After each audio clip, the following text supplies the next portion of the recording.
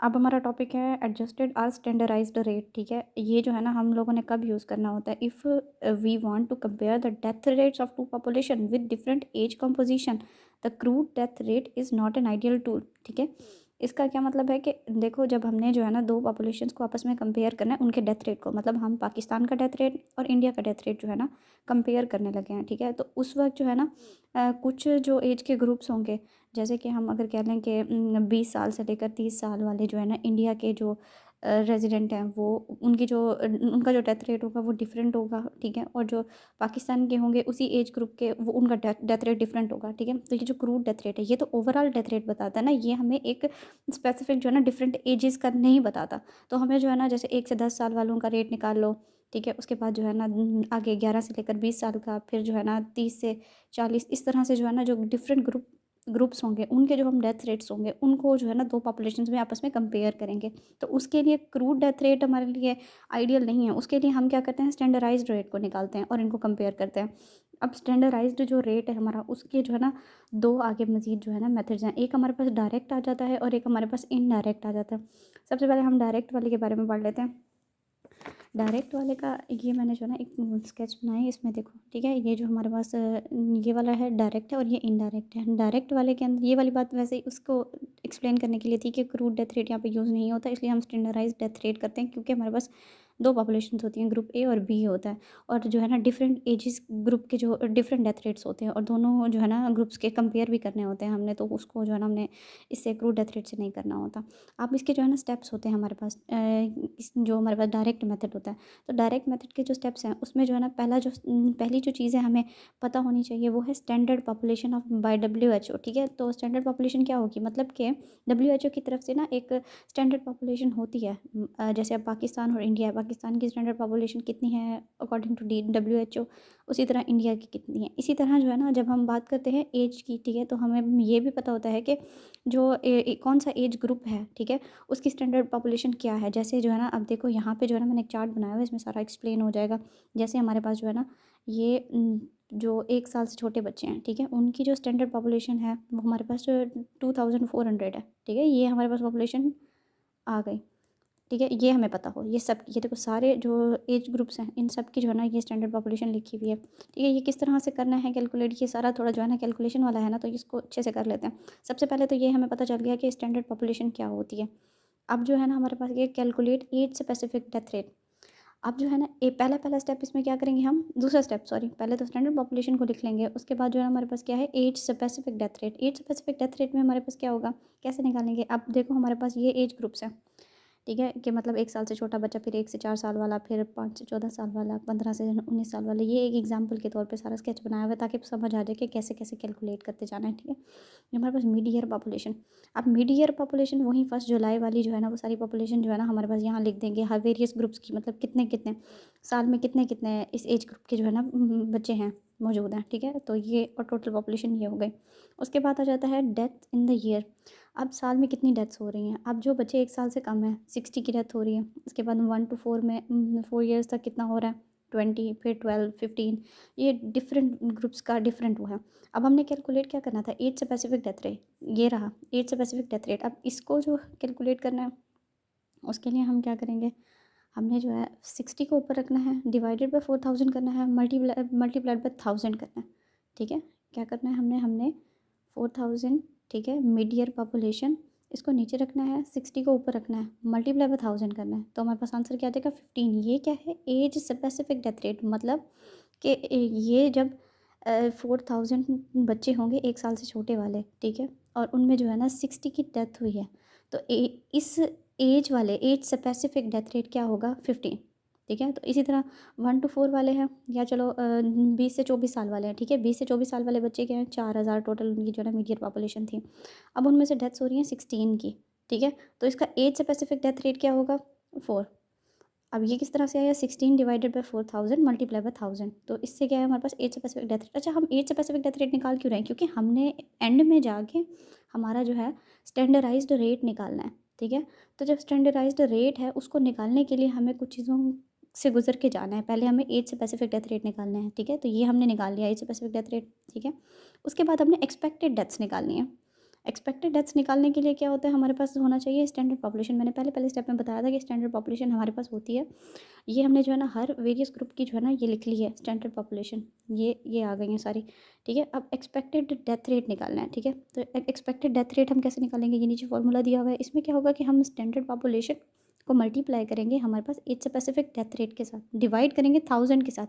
तो जो हमारे पास आंसर निकलेगा वो हमारे पास क्या होगा, एक्सपेक्टेड डेथ्स, ठीक है। अब मतलब क्या है, देखो अब जो हमारे पास बच्चे थे जो 1 साल से छोटे हैं, ठीक है, वो 4000 टोटल मिड ईयर उनकी पॉपुलेशन थी।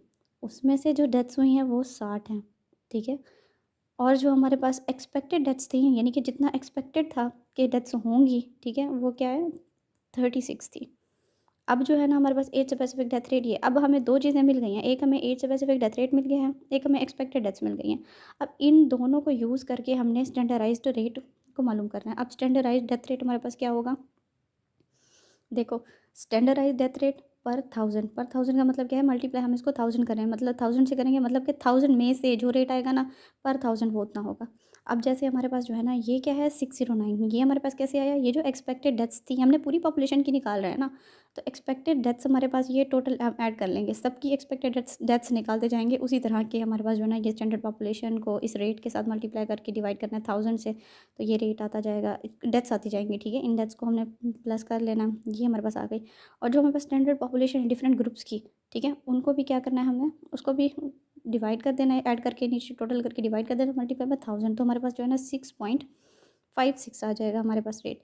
जबकि जो क्रूड रेट था वो जो है ना इससे बिल्कुल डिफरेंट होगा। तो अब हम यहाँ पे जो है ना हमारे पास स्टैंडर्ड रेट आ जाएगा। इसमें एक तो ये फ़ायदा हो जाता है कि हमें जो है ना एज स्पेसिफिक, मतलब हम दो पॉपुलेशन, अब जैसे फर्स्ट किया ये मैं जो है ना पाकिस्तान की अगर कर रही हूँ कि उसमें जो है ना इस वेरियस जो है ना एज ग्रुप्स के इतनी पॉपुलेशन है, उसका जो है ना इतना जो है ना ये रेट है, और ये जो है ना एक्सपेक्टेड डेथ्स है। तो ये सारी चीज़ें जब हम दूसरे ग्रुप की भी निकालेंगे तो हम इनको जो है ना उनके साथ कंपेयर कर सकते हैं, ठीक है, कि कौन से ग्रुप की ज़्यादा डेथ्स हो रही हैं, कौन से ग्रुप की कम हो रही हैं, कौन से ग्रुप की एक्सपेक्टेड डेथ्स ज़्यादा हैं और किसकी कम हो रही हैं। और इन द एंड जो हमारे पास रेट है वो भी हम कंपेयर कर सकते हैं, ठीक है, कि इस ग्रुप का कितना रेट है स्टैंडर्डाइज्ड और उस ग्रुप का कितना है। तो ये हो जाता है हमारे पास क्या, डायरेक्ट मेथड। हमारे पास जो है अब इनडायरेक्ट एज स्टैंडर्डाइजेशन में क्या है, हमारे पास जो है ना इसके अंदर जो टोटल हैं 2 पॉइंट्स हैं हमारे पास, ठीक है। एक ये क्या होता है इनडायरेक्ट के अंदर, एक स्टैंडर्डाइज्ड मोर्टेलिटी रेट होता है जिसको एसएमआर कह रहे हैं, और दूसरा क्या होता है स्टैंडर्डाइज्ड टेक्निक्स, उसकी जो है ना सिर्फ नाम याद रखने, इस बुक में भी दिए हुए हैं एंड में, वो एंड में देख लेते हैं, ठीक है। इसमें क्या होता है हमारे पास कि ये जो रेट है ये असल में हमारे पास रेशो है किसकी, ऑब्जर्व डेथ्स की और एक्सपेक्टेड डेथ्स की, ठीक है। और मल्टीप्लाई बाय 100 का मतलब है कि इसका आंसर परसेंटेज में आना चाहिए, ठीक है। अब इसमें होता क्या है, ये हम क्यों कैलकुलेट कर रहे हैं, असल में जो हमारे पास वर्कर्स होते हैं नॉर्मल, जो हमारे पास जो नेशनल डेथ्स हो रही होती हैं पर 1000, ठीक है, उसका तो हमें पता होता है, वो भी एज स्पेसिफिक। जैसे मैं एग्जांपल दूँ अगर, कि हमारे पास जो है ना ये जो है हमारे पास, जैसे हमारे पास क्या है, ये इसके अंदर क्या है हमारे पास 25 to 35 ईयर्स वाले जो पॉपुलेशन है, ठीक है, उनके अंदर जो नेशनल पॉपुलेशन डेथ रेट है पर 1000, यानी 1000 में से कितने जो है ना क्या रेट आ रहा है, 3 लोग की डेथ हो रही है, वो भी इस एज ग्रुप के, ठीक है। और इसी तरह 35 से 44 ईयर्स वाला जो एज ग्रुप है उसके अंदर 5 डेथ्स हो रही हैं पर 1000। तो ये हमारे पास एक नेशनल जो है ना पॉपुलेशन डेथ रेट है, ये हमारे पास नॉर्मल है। लेकिन जब कोई ऑक्यूपेशन की बात करते हैं, जैसे कि कोल माइंस में काम करने वालों की जो है ना डेथ होने के चांसेस ज़्यादा हैं या कम हैं, मतलब एक ऑक्यूपेशन है ना कि जो वर्कर्स जो है ना कोल माइंस में काम करते हैं, ठीक है, उनका अगर डेथ रेट निकालना है तो उसके लिए जो है ना हमें ये इनडायरेक्ट मेथड यूज़ करना होता है। इसमें हमने करना क्या है, हमने ये देखना है कि हमारे पास जो वर्कर्स हैं, ठीक है, आप देखो हमारे पास जो वर्कर्स हैं जो इस एज ग्रुप के होंगे 25 to 35 वाले, वो कितने हैं, 300 हैं। और हमारे पास जो इस एज ग्रुप के हैं अगर वो 400 हैं, ठीक है। इसी तरह जो है ना 45 से 54 वाले 200 हैं, और ये जो है ना हमारे पास 100 हैं, ठीक है। तो ये जो हमारे पास डिफरेंट जो है ना नंबर ऑफ़ वर्कर्स हैं डिफरेंट एज ग्रुप के, ठीक है। टोटल कितने हैं, 1000 वर्कर्स काम कर रहे हैं, ठीक है। तो अब इनके अंदर हमारे पास एक होता है एक्सपेक्टेड डेथ रेट, ठीक है। अब ये एक्सपेक्टेड डेथ रेट हमारे पास कैसे आएगा, हमने क्या करना है, जो हमारे पास 3 है, यानी कि जो हमारे पास नेशनल पॉपुलेशन का जो डेथ रेट है पर 1000 वाला, उसको मल्टीप्लाई करना है वर्कर्स के साथ उस एज ग्रुप के, ठीक है। इसको मल्टीप्लाई करेंगे ये हो जाएगा हमारे पास 900, डिवाइड करना है 1000 से, तो हमारे पास एक्सपेक्टेड डेथ्स आ जाएंगी। ये हमने एक्सपेक्टेड डेथ्स कैलकुलेट कर ली। अब हम एक्सपेक्टेड डेथ्स क्यों कैलकुलेट कर रहे हैं, क्योंकि एसएमआर के लिए हमारे पास observe deaths divided by expected deaths होनी चाहिए। ठीक है। और एक्सपेक्टेड डेथ्स हमें ऐसे नहीं मिल सकती जब तक हमें वर्कर्स के नंबर का ना पता हो और हमें जो है ना नेशनल पॉपुलेशन डेथ रेट का ना पता हो पर 1000, ठीक है। अब हमने एक्सपेक्टेड सबकी निकालनी, ये निकालनी, ठीक है। और टोटल एक्सपेक्टेड कितनी है 7। अब हमारे पास आ जाता है ऑब्जर्व डेथ्स। अब ऑब्जर्व जैसे मतलब कि अब जैसे कोल माइंस में काम करने वाले जो हैं, हमने जो है ना उस एज को नोट किया 25 से 34 वाले, तो हमें जो है ना ऑब्जर्व डेथ्स कितनी मिली 2, जबकि एक्सपेक्टेड क्या था कि 0.9 होंगी, ठीक है। और इसी तरह जो है ना हमें इस वाले ग्रुप में देख लो 45 और 54 वाले में हमें जो है ना एक्सपेक्टेड था कि 3 डेथ्स होंगी, सॉरी 1.68 डेथ्स होंगी, लेकिन हमारे पास ऑब्जर्व कितनी हुई 3, यानी कि ज़्यादा हो गई ना नॉर्मल से। अब इसमें क्या है कि टोटल जो ऑब्जर्व डेथ्स हैं वो 9 हो जाती हैं, ठीक है। अब हमने जो है ना निकालना है SMR यानी रेट निकालना है, तो हम जब रेट निकालेंगे तो हम ऊपर ऑब्जर्व रखते हैं डेथ्स, नीचे एक्सपेक्टेड डेथ्स रखते हैं। तो हमारे पास जो रेट आ गया वो मल्टीप्लाई करना है 100 से, क्योंकि हमें आंसर चाहिए परसेंटेज में। अच्छा, इसमें जो है ना हमारे पास अब आंसर आ गया है 100 से मल्टीप्लाई करके 129। तो अब इस 129% का मतलब क्या है, अगर तो आंसर 100% से ज़्यादा आएगा तो इसका मतलब है कि उस ऑक्यूपेशन की वजह से, जैसे कि कोल माइनिंग्स है ना, तो इनके अंदर क्या होगा, इस ऑक्यूपेशन की वजह से जो मोर्टेलिटी का रिस्क है, यानी जो चांसेस हैं डेथ होने के या मरने के उनके, ठीक है, वो क्या होंगे, ज़्यादा होंगे।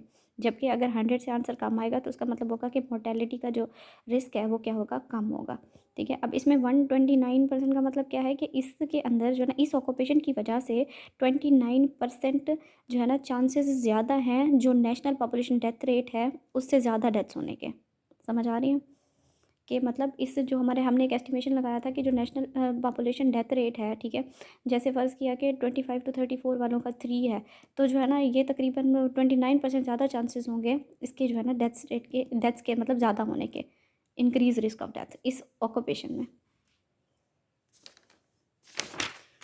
अब इसके अंदर जो है ना हमने ये जो है ना इसमें हमने देख लेना है कि जो SMR has advantage over the direct method of age adjustment in that it permits adjustment for the age and other factor, ठीक है, where the age specific rates are not available, ठीक है। ये उन जगहों पे भी यूज़ हो सकता है। SMR जो है ना वो कहना चाह रहा है कि डायरेक्ट मेथड से ज़्यादा बेहतर है, क्योंकि इसके अंदर जो है ना हम उन जगहों पर भी यूज़ कर सकते हैं जहाँ पर हमारे पास स्पेसिफिक रेट्स अवेलेबल ना हो, age specific rates. Other standardization techniques जिनका मैंने कहा सिर्फ नाम देख लेना, एक है लाइव टेबल, एक है रिग्रेशन टेक्निक और एक है मल्टीवेरिएट एनालिसिस, ठीक है। इनकी डिटेल में जाने की ज़रूरत नहीं है, बस इतना याद रखो।